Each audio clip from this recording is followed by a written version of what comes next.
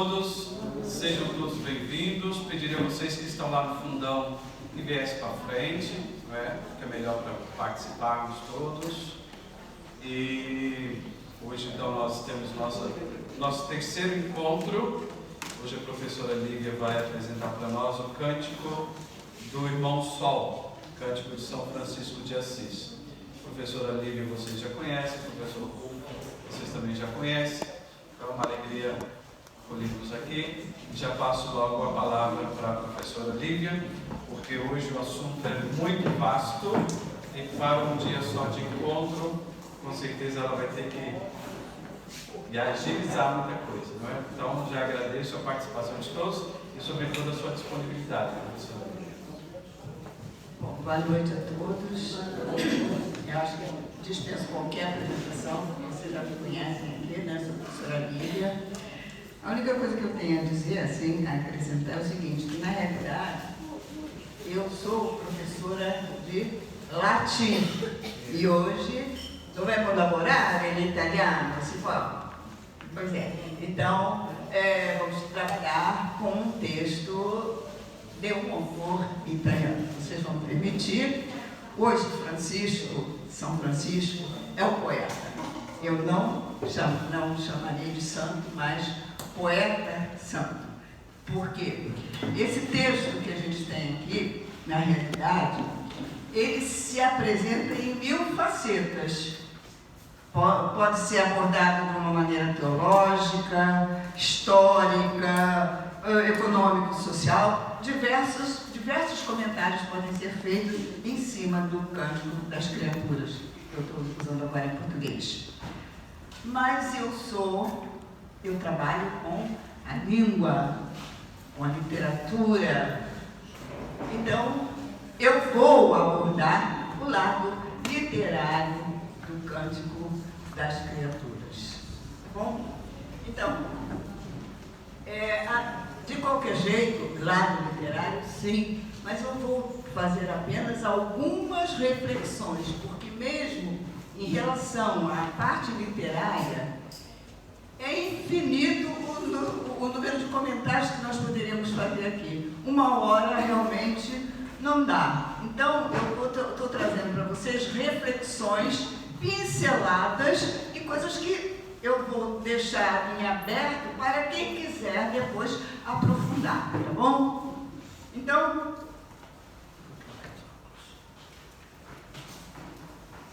a minha fala hoje apresenta apenas, então, como eu falei para vocês, algumas reflexões sobre o Cântico delle Creature de São Francisco de Assis, ou então em português, o Cântico das Criaturas. Vários são os pesquisadores.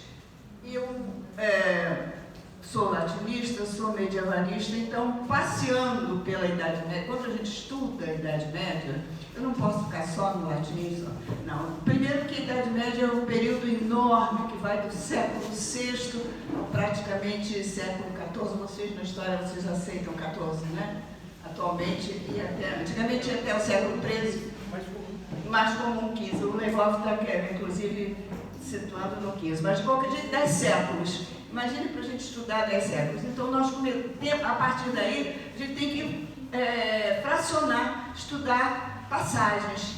E eu fiquei com os séculos 12 e 13. Não só a outra coisa, séculos 12 e 13, as nações ainda não estão constituídas totalmente. São territórios, então nós temos o território da França, a Península Itálica, a Península Ibérica, onde estão, posteriormente, depois Portugal e Espanha, mas para nós, século XII ainda é Península Ibérica, Península Itálica e assim por diante. Então, eu me foquei no século XII, com Francisco, obviamente com Francisco. Eu poderia ter... o século XII é conhecido como século XII e XIII, tá? São Francisco nasce no finalzinho do 12 e morre no 13. Então, ele está entre um e outro, como nós agora estamos no final do século XX e início do século XXI. Então, é essa fase de transição. Foi nesse momento lá atrás que viveu São Francisco de Assis. E outra coisa, há também a questão do local.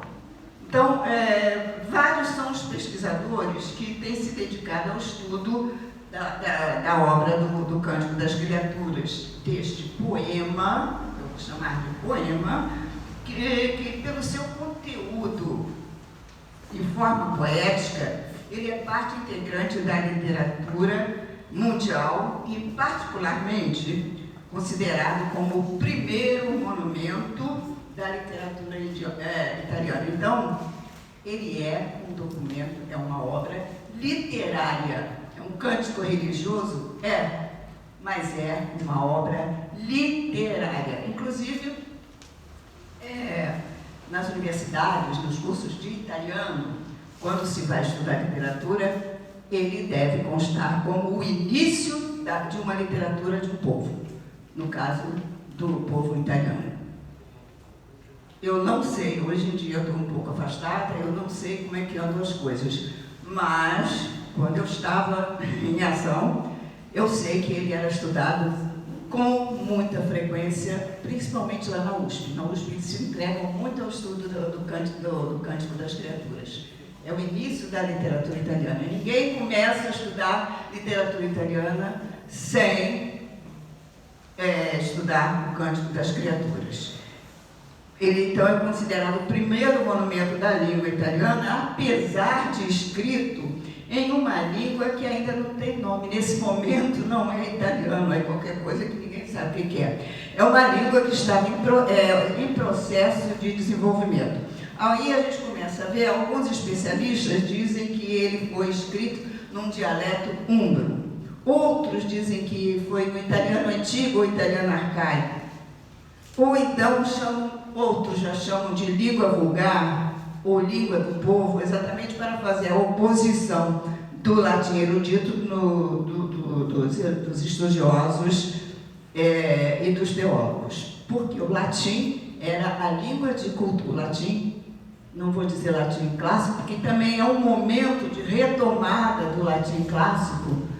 Os estudiosos, os teólogos, é impressionante como no norte da França, os padres, os bispos, eu tenho uma coletânea lá de 3 religiosos que se dedicam à poesia. E há uma discussão terrível, é poesia profana, é poesia religiosa, fica entre uma coisa e outra. Mas aqui, no caso de Francisco, ele é o primeiro da língua italiana. Ele abre caminho depois para, no século XIII, Dante, com a sua Divina Comédia. É a partir de Francisco que os caminhos se abrem. Então, na realidade, eu diria, era a língua em que Francisco e o povo simples de Assis e de Grétio falavam. Bem, então essa questão da língua lá na Itália, na Península Itálica, é muito controvertida, é muito difícil ainda de se chegar a uma conclusão.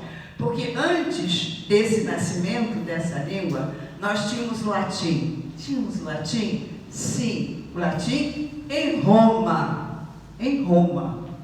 Não na Itália toda. A Itália, houve um grande estudioso de latim, o professor Marusot, lá na Sorbonne, que ele dizia que a Itália era um mosaico de dialetos, de línguas e de povos. Em toda a Península Ibérica, a gente pode contar mais de 10 povos. E isso tudo deu origem até hoje. O italiano de hoje, o oficial, é o italiano de Roma. Mas o italiano do norte, o italiano do sul, olha, na Calábria, eu não consigo entender o calabrês. De jeito nenhum. É todo... Você entende o calabrês? É da Sicília, são os sicilianos. A gente não entende. Por quê? É por causa do substrato. Qual era o povo que falava uma língua que a gente não sabe qual é, sobre a qual o latim se sobrepôs e formou o italiano. Tá? Há pouco tempo, inclusive, a Bianca, ela veio aqui falar para vocês sobre um poeta franciscano. Ela, lá no doutorado dela, eles estavam estudando exatamente a questão do italiano, que o italiano foi influenciado por outros povos. Não é nada disso, não. O italiano é o latim com todos os substratos que estão ali na Itália. Então, essa questão da língua é muito importante. Há pouco tempo, lá na faculdade, conversando com um professor italiano que estava lá, o Guido, e ele disse assim, eu falando com ele, ele disse, mas eu sou da Úmbria. Eu disse, meu Deus, que ênfase que ele deu a isso. E ele falava o italiano de Roma, mas eu falo como é Roma. Eu disse, caramba, lá vou eu entender húngaro e italiano de Roma com o professor aqui. Então, essa questão linguística é muito séria. A gente dizer que foi escrito num dialeto, vamos pensar nessa língua do cântico, porque ela é muito mais bonita do que ficar chamando de dialeto húngaro, tem de tudo. A gente tem, eu vou mostrar para vocês, vou passar aqui daqui a pouco, tem de tudo. Tem húngaro, tem latim e tem o italiano. Então, não vamos chamar de... eles dizem que é no dialeto húngaro. Então, nós vamos trabalhar agora na Itália. Vamos passar agora para cá. Bom, isso aí é o título, né? O Cântico das Criaturas e a poesia provençal do medievo. Esse aí é o mapa da Itália. Naquele quadradinho lá é que estaria a Úmbria, onde nasceu Francisco de Assis. Em Assis, a Úmbria é mais ou menos aquela região ali. Vocês estão conseguindo ver? Então, com aquele quadradinho, em oposição a Roma, que está mais ou menos aqui, nessa partezinha aqui. Então, vejam bem, há uma distância grande. Imaginem andar a pé nisso, ou de mula, como eles iam, nessa distância toda. E aqui nós temos esse traço mais escuro, na realidade, que é uma cadeia de montanhas, são os Apeninos. Então, a Úmbria fica atrás dos Apeninos. Então, que dificuldade eles teriam para o contato com a Roma, não é? Vocês estão vendo bem? A Úmbria, então, é o local onde nasceu Francisco. Todo mundo está conseguindo ver? Perceber direitinho?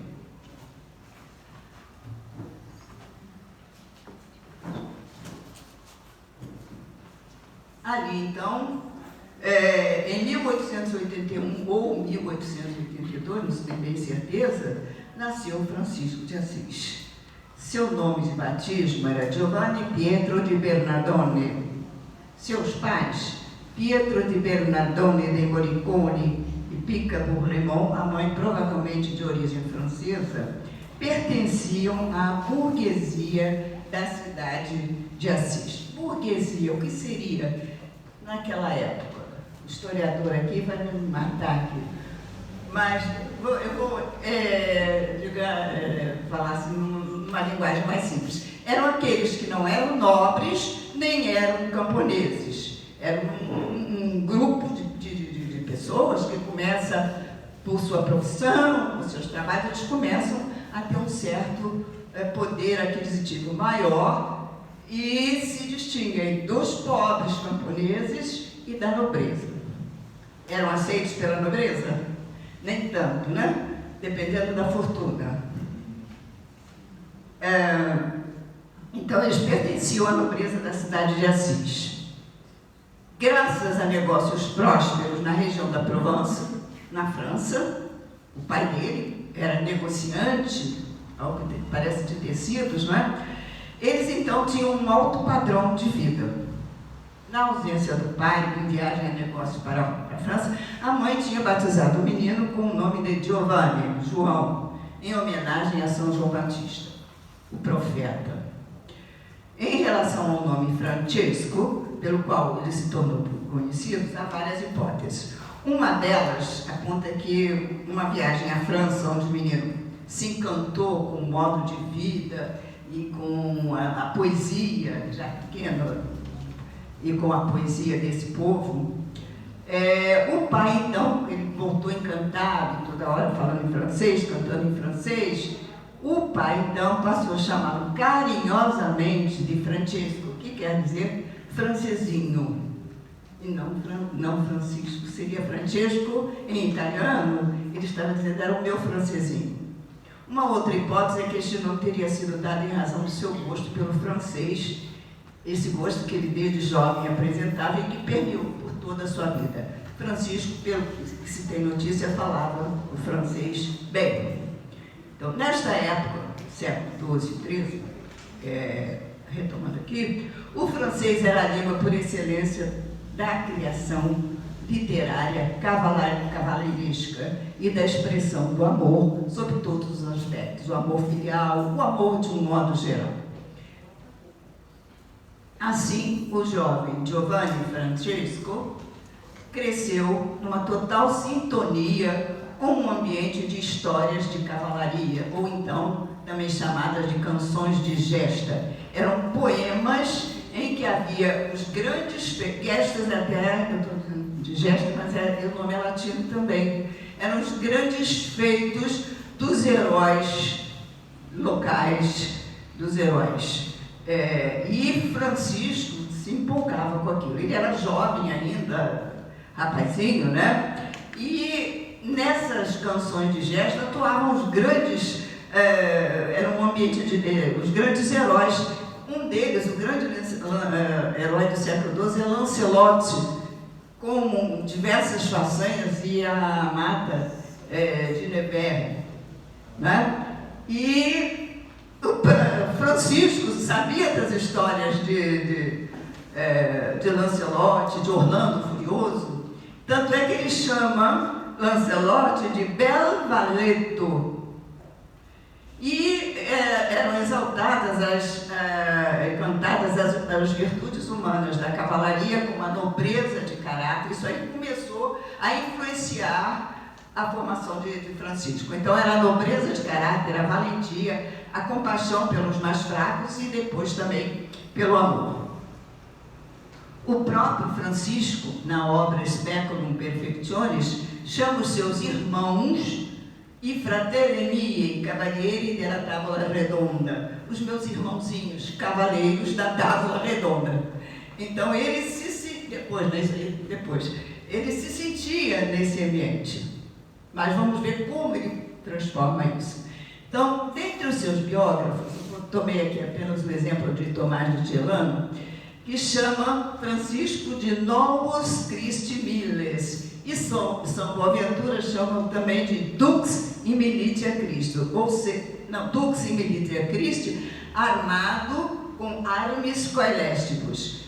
Então, o Tomás de Celano é novo cavaleiro de Cristo, chama Francisco de Assis, ele chama de novo cavaleiro de Cristo, então inserindo naquele contexto de cavalaria. E São Boaventura chamam de Dux. Dux é o chefe, o que está à frente na cavalaria de Cristo, armado com as armas celestes. Então, vale lembrar que miles e militia, que no latim clássico significava soldado, daí militares e outros mais, e militia era exército ou então milícia. E na Idade Média, então, passam a tomar um outro significado, cavaleiro e cavalaria. Então, as primeiras criações literárias em língua provençal, eu não digo nem francês, por quê? Porque ainda também era um francês bem iniciante, começam a aparecer no início do século IX, quando alguns frades e monges começam a traduzir orações, hinos, contos e lendas religiosas para essa língua, como forma de aproximar o povo da igreja. Inclusive, no século IX, no século IX para X, também entre um e outro, há uma monja, Rosvita.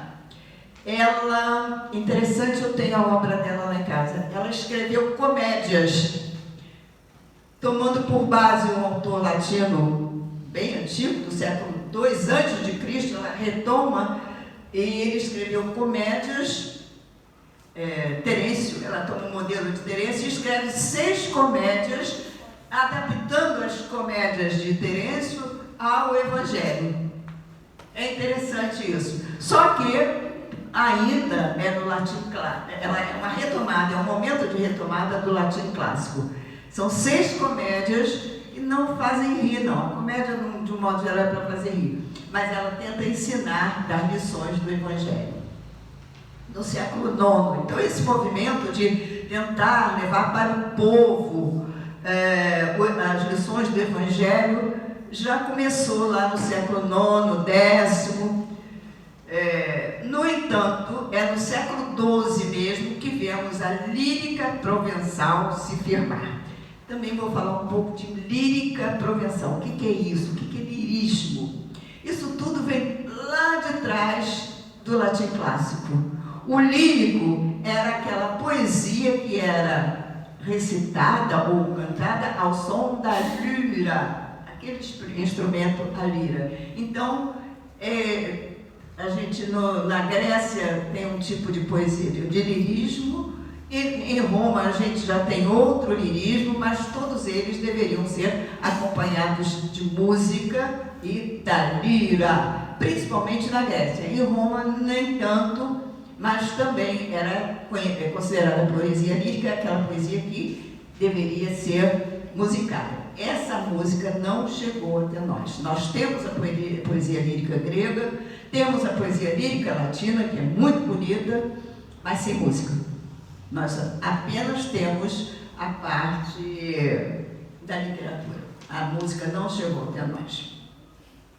Então, os teóricos da literatura relacionaram a origem da poesia provençal, trovadoresca, com artistas itinerantes, isto é, eram grupos de trovadores e menestréis que viajavam pelas cortes, burgos e feudos, apresentando as suas composições. O jodeal, o menestrel, um compunha, o outro cantava.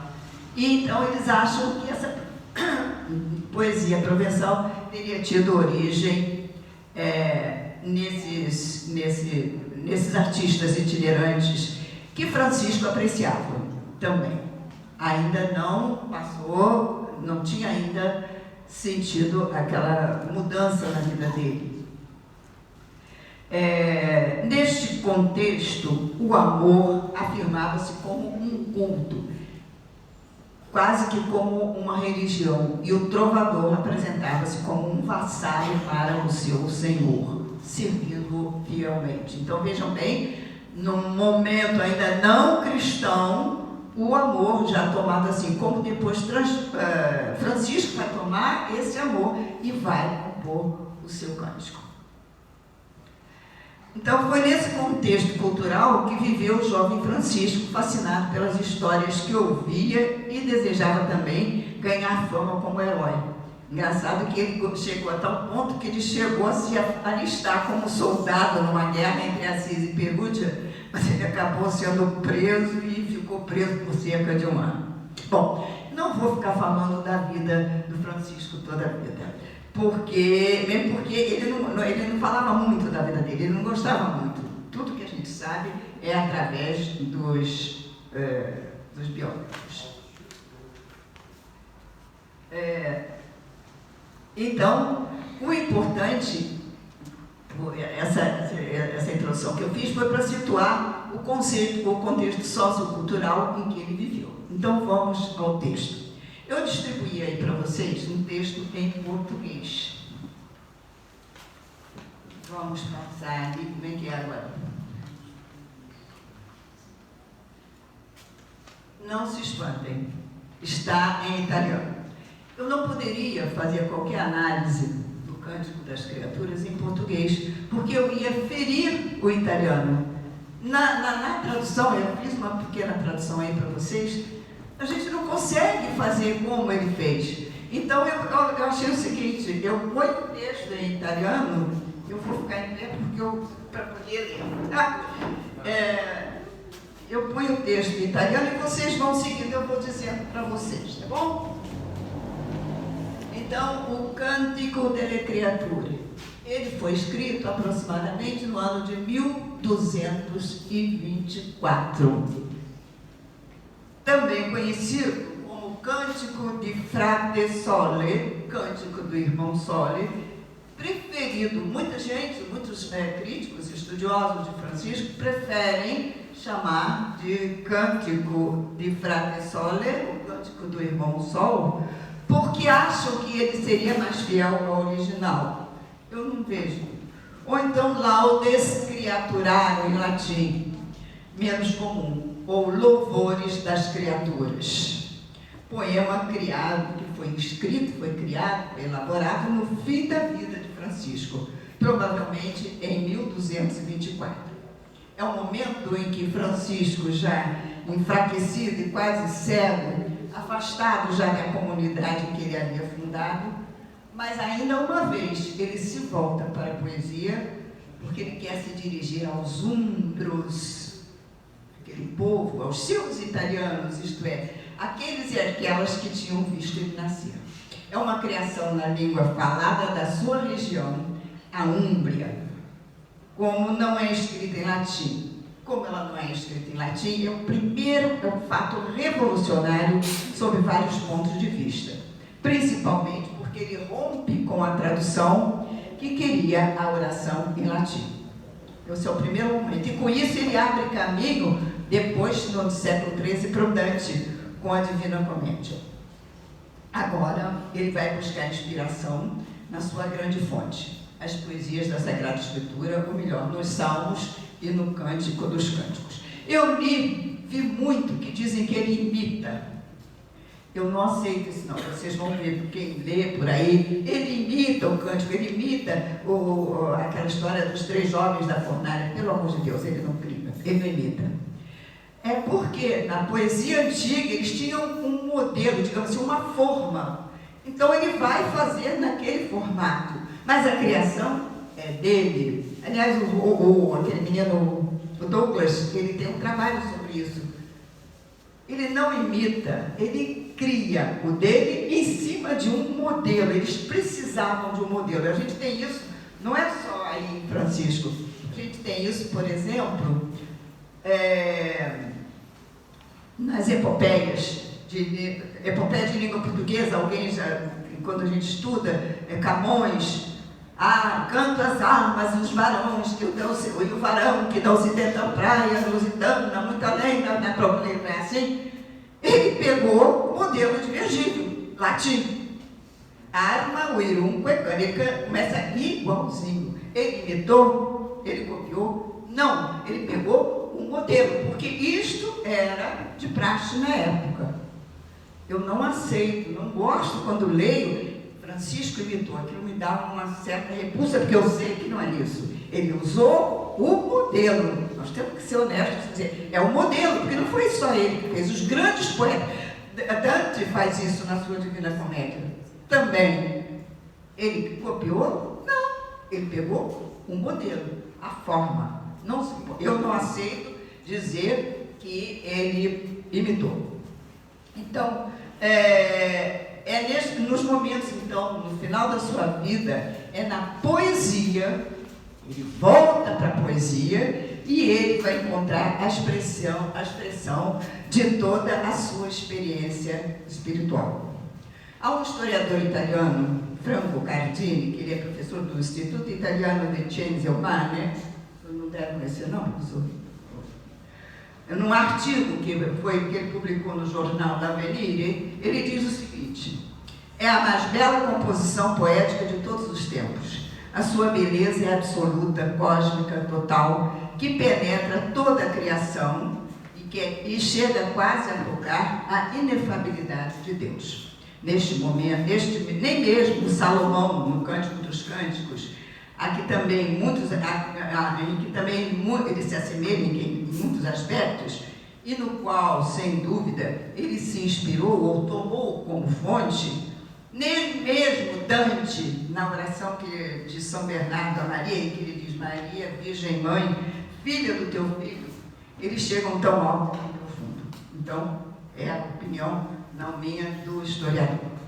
E o amor, então, pela poesia fez com que ele fosse conhecido também como jogral de Deus. Então, ele entrando na poesia trovadoresca, pelo seu tipo de composição poética. Era chamado de Guillare di Dio. No que diz respeito à forma literária, a sua sintaxe e construção é bastante simples, sem qualquer complexidade literária. Por isso que eu consegui fazer a tradução. O que facilita a assimilação melódica. Não é difícil a tradução, não. Não é difícil traduzir, não.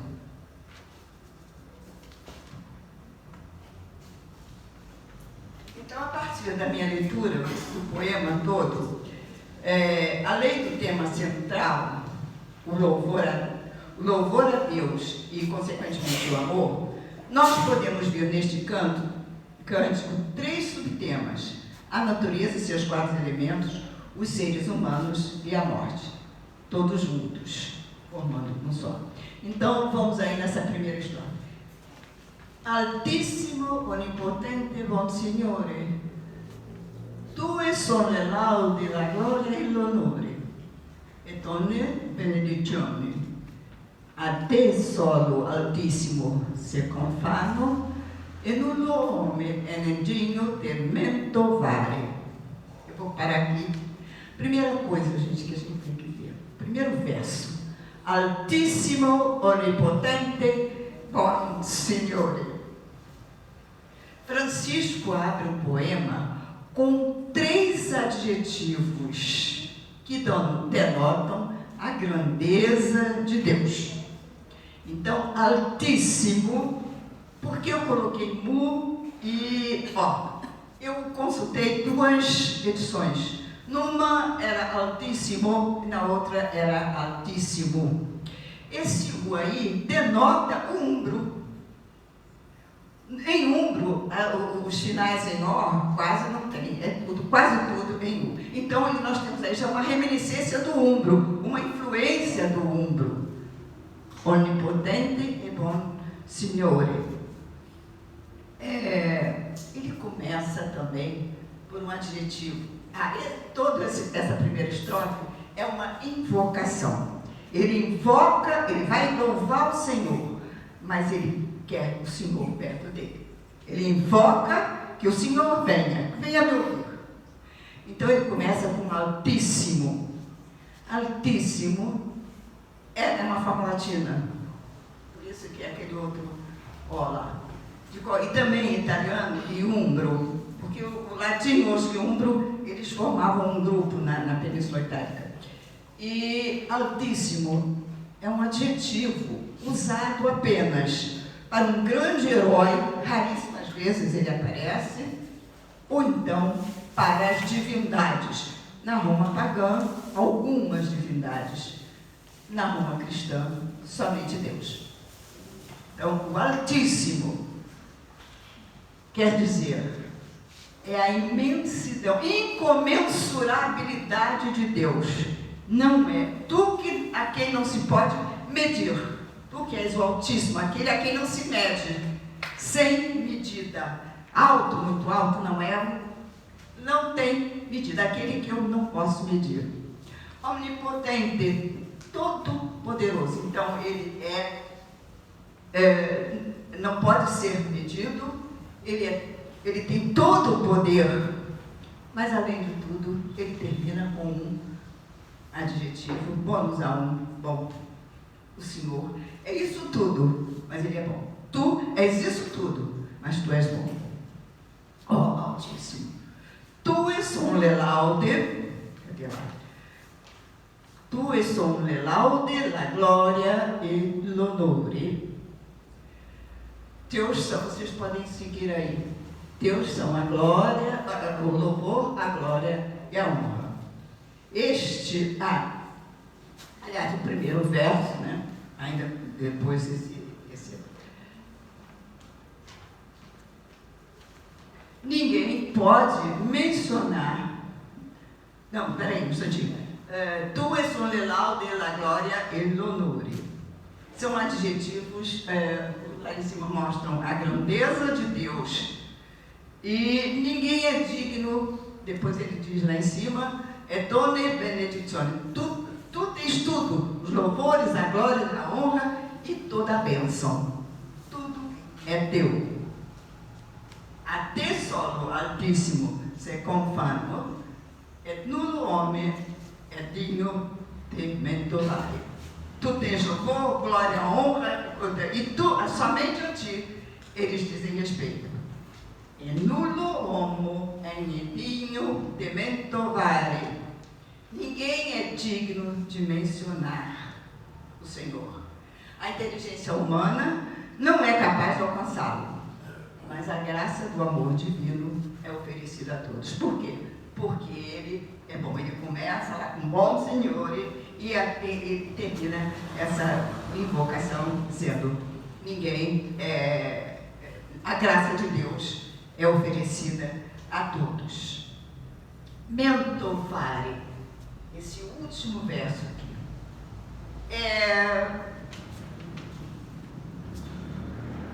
eu traduzi por mencionar, por tentar nomear, mas na realidade é muito mais do que isso. Mentovare vem de mens, mente. Não pode, a mente não é capaz de chegar até Deus. A mente humana não é, ninguém é capaz, nenhum homem consegue. A mente humana não chega até Deus. Deus é muito superior, é altíssimo. Então vejam como ele começa com o Altíssimo, ele é tão alto que a mente humana não é capaz de chegar até ele. Esta é a invocação. Até então, ele está chamando o Senhor, vinde a nós. Começa então propriamente, você pode virar aí para mim? Agora a segunda que eu chamo de segunda estrofe.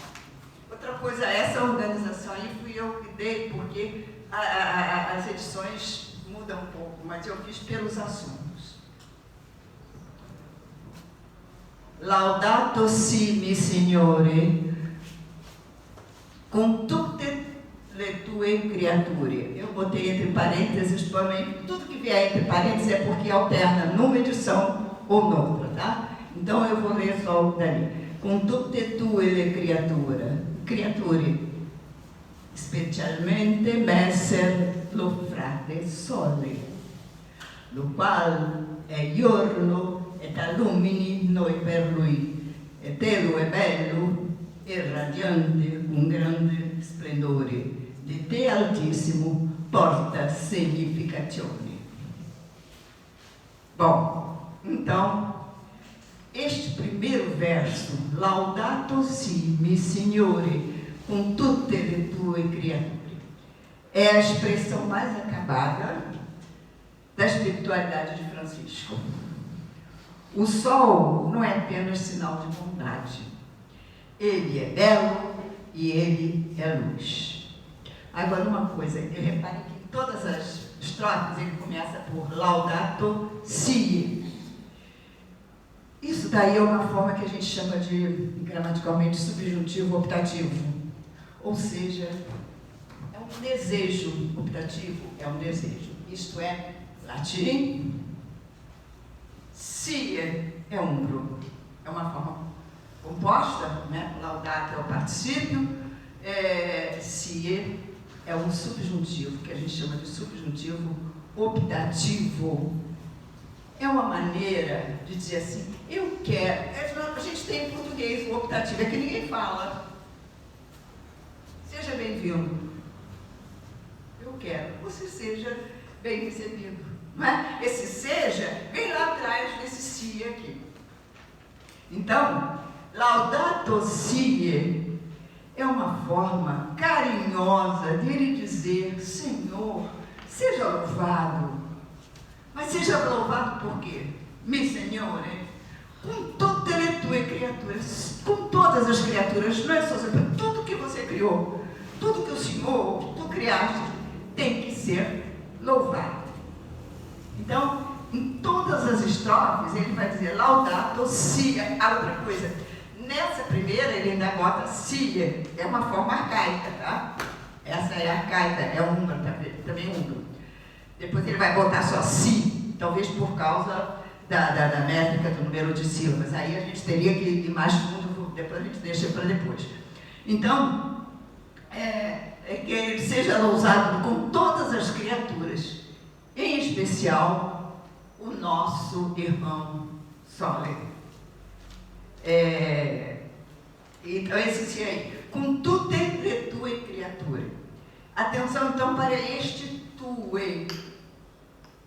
Todas as tuas criaturas. Para o poeta, a fraternidade deve unir as criaturas sem exclusão. Tutte. porque todas são do Senhor. Todas as tuas criaturas são todas do Senhor. E aí temos uma preposição. Eu botei, repare que eu coloquei assim em verde porque eu quero ressaltar. Cum é uma preposição, aí é latim puro. Então vocês vejam, latim, hoje, italiano, hoje não, então cum é a forma latina mesmo. Ele, depois, mais adiante no final, ele dá a forma italiana. Então é exatamente aquele momento que ainda não está bem formada a língua. Significazione, ele termina com louvor, que tu sejas louvado, Senhor, e porta significazione. Significazione é importante. Reparem que ele começa de uma maneira e termina ressaltando. Por quê? Porque significa, ele traz de ti Altíssimo, é a imagem. Então, as criaturas, todo mundo, o sol principalmente, é uma imagem de ti, Senhor. De ti Altíssimo, ele faz questão de usar o Altíssimo. Porque para um medieval, e Francisco é um homem medieval, está a essência em si. É importante estar em ser a imagem de Deus. O medieval precisava ser, a essência do ser humano era ser a imagem de Deus. Vamos passar agora para a terceira estrofe. Novamente o Laudato Si. Laudato si mi Signore per sora luna e le stelle. Il cielo l'hai formate clari e preziose e belle. Laudate si, laudato si mi Signore per frate vento e per aere nubilo e sereno e donne e tempo. Porta per lo quale alle tue creature dai sostentamento. Reparem que eu coloquei tudo em vermelho. São as rimas. Ele tem uma grande preocupação em manter as rimas. Stelle belle, vento tempo mento. Ele também se preocupa com a forma.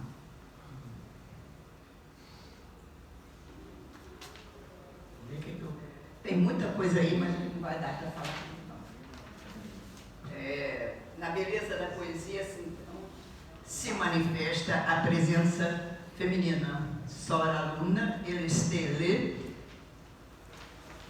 Os astros são vistos como beleza, como figuras femininas formadas no céu pelo Senhor. Depois ele vai descendo o céu, o vento e tal, e até chegar na terra. Bom, pelo Senhor. E estamos então no mundo da beleza como um caminho para o Senhor. A contemplação da beleza das criaturas, dos irmãos e irmãs, como manifestação do Criador, é que leva Francisco a expressar em sua poesia sua grande experiência mística. É na poesia que ele vai deixar o seu ser. Uma análise mais profunda nos leva mais longe ainda, só que agora, como estou dizendo a vocês, não dá tempo para isso.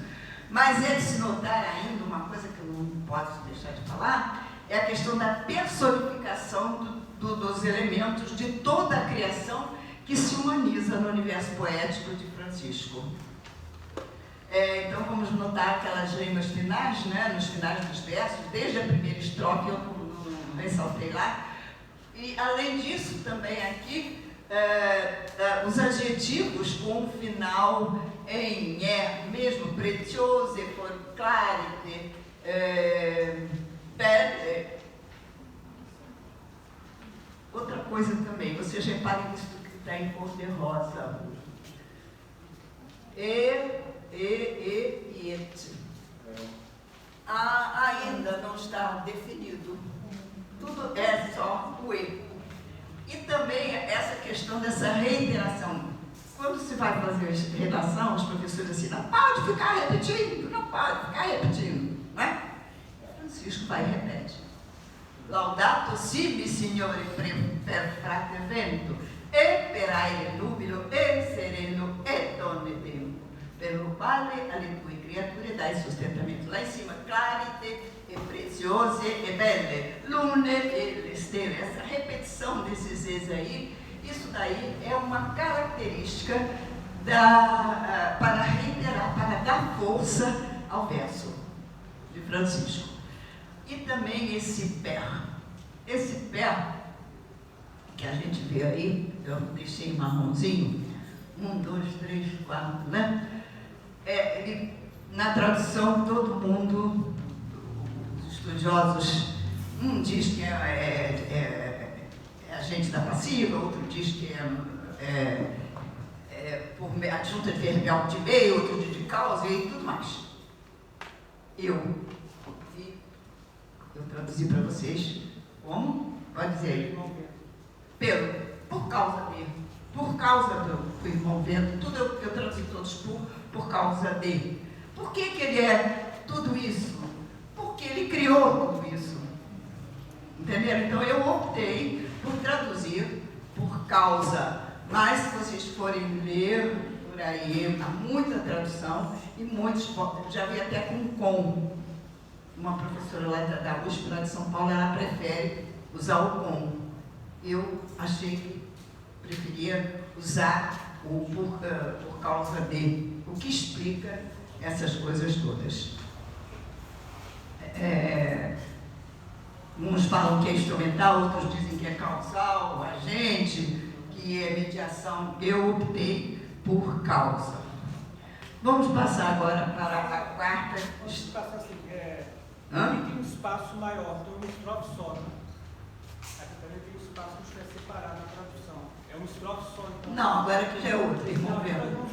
É uma estrofe só. Já a separação da primeira página no final não existe. Não. Só o pessoal saber. Pode passar? Pode. Agora, a água. A contemplação agora se volta para os elementos naturezos mais próximos da terra. Então, reparem que ele começa lá do alto e vai descendo, chegou agora aí no fogo e na água. Aí retoma, laudato si, em todas as estrofes. Laudato si mit Signore per sor aqua. Há duas hipóteses, com apóstrofe ou sem apóstrofe.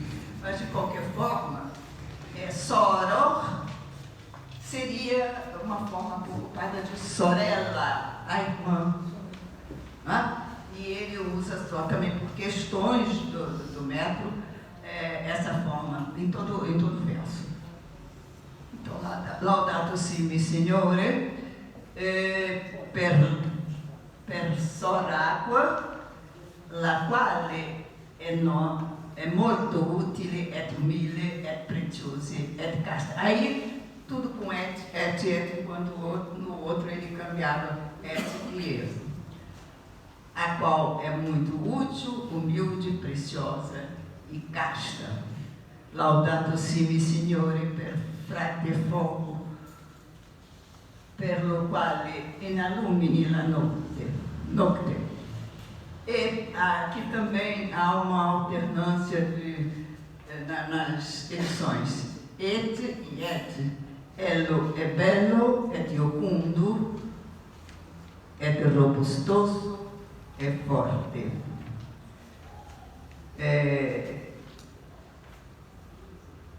Novamente, ele, utilizando aquele laudato si, isso ele vai até o fim. Mas isso daí é uma forma de apresentar a musicalidade. É uma anáfora. O que é a anáfora? Ele retomar o que foi dito atrás e colocando na frente. Então, laudato si, aí ele retoma, laudato si, e vai assim todo o poema. Esse laudato si, ele é anafórico, usado e empregado anaforicamente. E depois lá, iocundo ou iocundo, vem esse iocundo, é latim também, vem do latim iocundus. E o poeta retorna então à questão da perfeita Letizia dos Fioretti, a perfeita alegria dos Fioretti. E a gente não pode deixar de anotar novamente a musicalidade proveniente daquela anáfora constante em todos os inícios de versos e estrofes. A água é também humanizada, não é? Ela é útil, ela é humilde, ela é preciosa, ela é casta, água casta. Laudato per fogo, per lo quale illumini la notte. Ele é belo, o fogo é belo, é alegre, robustoso. Robustoso também é um adjetivo para humanizar o fogo. Um fogo robusto, né? Então agora vamos passar para a quinta estrofe, quando o poeta chega à terra. Laudato. E essa estrofe é a menor delas todas, só 3 versos. As outras normalmente tem 4, 5, 4, 5, 4, 5. Aí na tradução não dá, porque às vezes fica maior.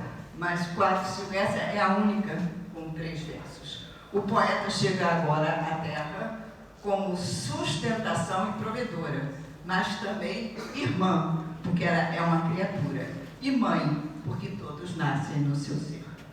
Note-se aqui a Laudato si mi Signore per sola nostra madre terra, la quale ne sustenta e governa, e produce diversi frutti con colori, fiori e erva.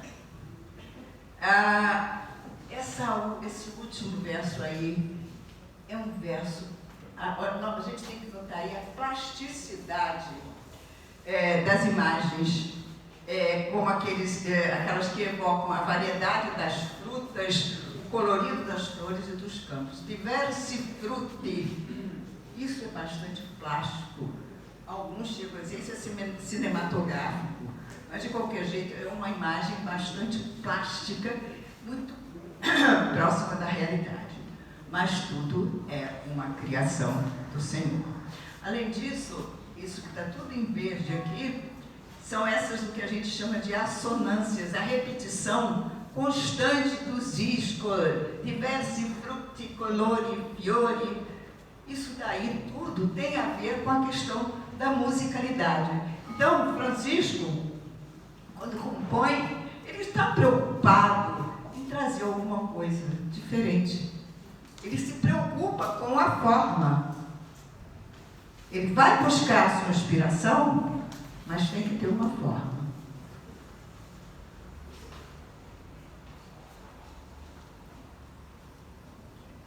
E tem as ritmas, novamente, terra, erva, as rimas, e novamente aquele pé que é motivo de brigas acadêmicas, cada um achando que tem mais razão do que o outro para traduzir o pé do cântico das criaturas.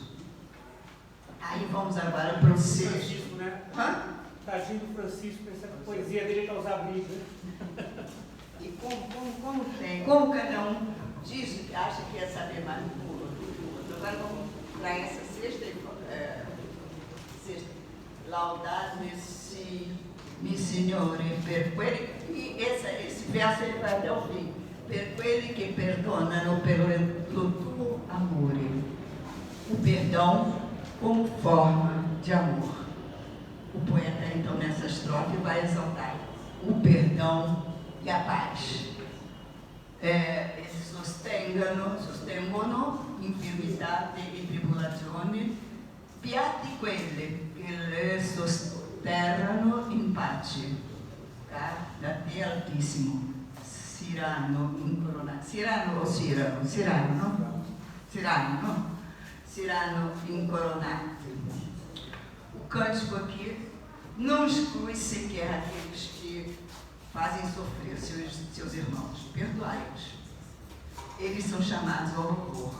Mesmo aqueles que falham, que erraram e necessitam de perdão. Somente assim eles perceberão o que significa ser criatura de um Senhor, que é, acima de tudo, bom. tuo amor. A bondade e a beleza é que levam ao tuo amor. Novamente, aquele e aquela questão que eu já disse a vocês. Novamente, as rimas e as anáforas. Essa estrofe, há um comentário que ela teria sido posta depois, quando ele teria se afastado, já saído lá de São Damião, e teria ido ao Palácio Episcopal de Assis para pôr fim a uma desavença entre o bispo e o prefeito, e que então esses versos bastaram para impedir a guerra civil. Isso é o que dizem os críticos. Há 800 anos atrás, né, muitas águas rolaram. Mas, de qualquer jeito, uma coisa que a gente tem que deixar bem em mente é o seguinte: porque muitas dessas obras se questiona a autoria dele, do fulano. Não no caso de Francisco, não no caso do Cântico dos Cânticos, porque ele teria ditado uns dizem que seria Frei Leão, outros não dizem a quem. Ele ditou a não se sabe quem. Eu não posso aqui afirmar. O que eu tenho sabido é isso. Que uns não sabem a quem, outros afirmam que teria sido Frei Leão. Então, a autoria é atestada. E esse fato dessa estrofe ter sido acrescentada depois, também eu acho que é uma questão de edição, de estudos mais profundos. Eu só apenas vou mencionar a vocês. E, finalmente, a última estrofe, que é a morte. Pode virar aí para mim? Já está. Laudato sibi Signore per sora nostra morte corporale, dalla quale nullo uomo vivente può scappare. Guai a quelli che morrono nelle peccati mortali, beati quelli che troverà nelle tue santissime volontati, car la morte seconda non fará male. Novamente aqui, ele voltando com aquelas rimas todas. Agora eu quero acrescentar, que eu deixei passar naqueles outros. Esse K aqui, isso também é umbro. Nem o latim, nem o italiano escrevem K. Esse K aí também é motivo de muitas discussões. Uns dizem, por isso que aquele K lá entre parênteses, porque eles associam esse K ao car do francês, pois, então, são vestígios aí do umbro, essas formas em K, já passaram lá também nas outras. Scapare, a mesma coisa. Então, ele chega agora chamando aqui a morte corporale, scapare, olha aqui a rima, ali voluntate, male, separadamente. Que Francisco também diz que ela é uma cria de Deus e ela é nossa irmã, exatamente porque ela é uma criatura. Em quase todo o poema, Francisco louva o lado material do mundo, e com isso ele bate de frente com a tradição medieval, que está voltada para o mundo espiritual. E assim ele abre caminho para Dante, que vê no corpo, que passa a ser o foco da sua atenção, porque também ele acha que Dante acha que o corpo também é fonte de virtude e não apenas de pecado, como ele esclarece no último verso. A morte secunda não lhe fará mal. Essa morte secunda aí é a morte física. Então ele começa com a morte corporal, ele vem falando na morte corporal e diz que ela não fará mal. Exatamente é aquilo que eu falei, ele abriu o caminho para o lado físico. E aqui, bom, também eu devo ressaltar, tem que ver escapare, corporale, mortale, voluntate, male.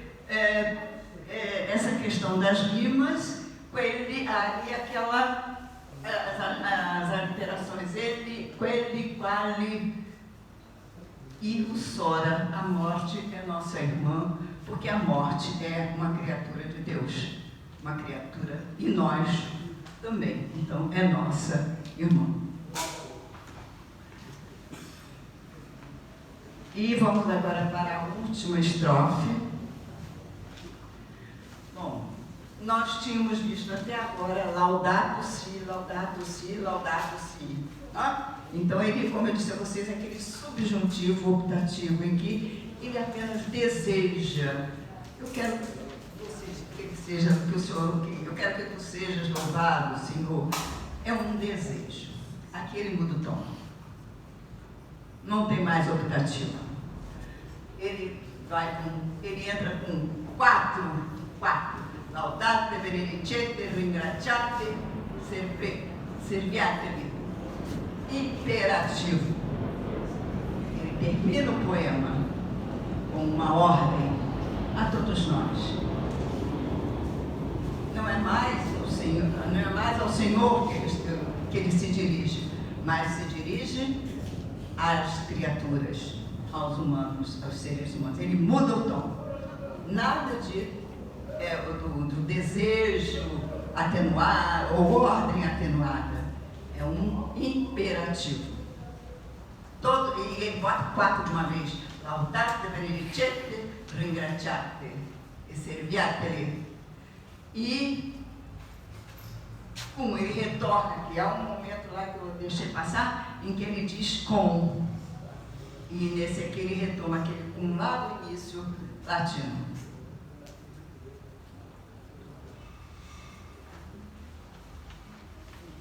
De convite, o poeta passa a dar uma ordem. Nós temos que laudar, bendizer, dar graças e servir humildemente ao Senhor.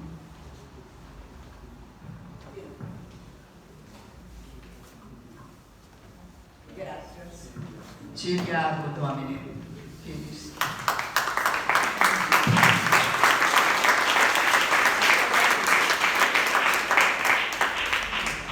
Agora você pode utilizar a palavra. Bem, eu não sou frágil. Belíssimo, eu agradeço pela belíssima exposição que a senhora fez, tá? E penso que ficou bastante claro para nós, né, esse caminho que Francisco faz, né, louvando a Deus, passando por todas as criaturas, chegando, né, na terra, nos seus 4 elementos, chegando no homem, na necessidade de perdoar, e por último, a irmã morte, que é, digamos assim, porta para a eternidade. Ele chama a atenção da gente para essa vivência e, ao mesmo tempo, essa abertura à vida espiritual. Se vivermos com Cristo na graça do Senhor, a morte não nos fará mal. Ela será uma irmã que nos ajudará a fazer a última passagem, a chegar a esse último encontro, que é o Altíssimo, o Onipotente e o bom Senhor. Eu gostaria então de agradecer mais uma vez a professora Lívia por essa belíssima exposição, e a partir disso, dessa exposição, alguém gostaria de fazer alguma pergunta? Eu esqueci a pergunta do Venâncio que ele fez no grupo, né, que nós tínhamos, que nós fizemos, e depois então nós podemos mais uma vez abrir para esse momento de partilha. A professora Lívia falou sobre muitas questões literárias. Às vezes nós não estamos, digamos assim, afiados ou a par desses estudos, desses aprofundamentos. Muitas coisas são novas para nós, mas assim, sobre tudo isso que foi dito, alguém gostaria de fazer alguma pergunta, alguma dúvida, algum esclarecimento? Fica aberto agora, então, para nós colocarmos. Não estou à altura. Não me sinto à altura. Gostei, foi maravilhoso. Nossa, seu trabalho foi muito bom, muito bom. Eu sou também professora de latim, mas assim, não tem nenhuma ressalva. Foi muito bom, aprendi muito. Isso. É uma aula realmente profunda que muitas vezes, para uma hora só de exposição, isso seria tema para um curso alongado, estendido, 6 meses de aprofundamento, em que trabalharíamos todas essas nuances e essas questões. Não falei, agora estou me lembrando aqui, é a questão da alegria. A gente não vê nem na morte, nem em momento algum, aquele clima pesado, triste, de momento algum.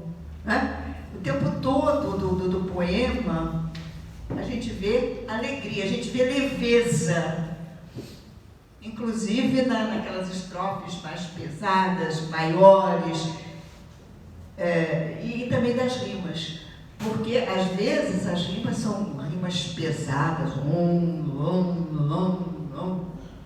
por exemplo, na Eneida, arma, uirum, oicano, eu canto as armas e o varão, ele vai cantar os grandes feitos dos romanos. Então são rimas pesadas, são rimas internas que Francisco começa a colocar, né? Ele abre, digamos assim, a criação literária italiana. Ninguém começa um curso de literatura italiana sem Francisco. Eu não sei se nós estamos fazendo isso, mas pelo menos era assim, antes da Covid. Tá bom. Se vocês depois tiverem outras dúvidas, podem fazer como o Venâncio. Nós temos um grupo, o Mundo de Francisco, aí vocês podem mandar as perguntas para o grupo.